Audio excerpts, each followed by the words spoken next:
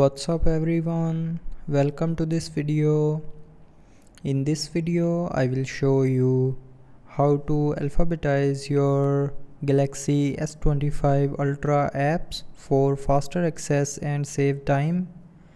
So first of all, swipe up to open app screen, and after opening the app screen, click on this three dot more icon. Now from here tap on sort, and to alphabetize tap on alphabetical order, and then your phone will be alphabetized and all the apps will be arranged alphabetically.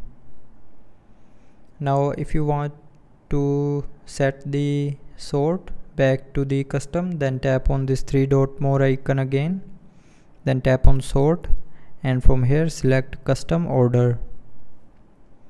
So that's how you can alphabetize your phone for faster access and save time in Galaxy S25 Ultra.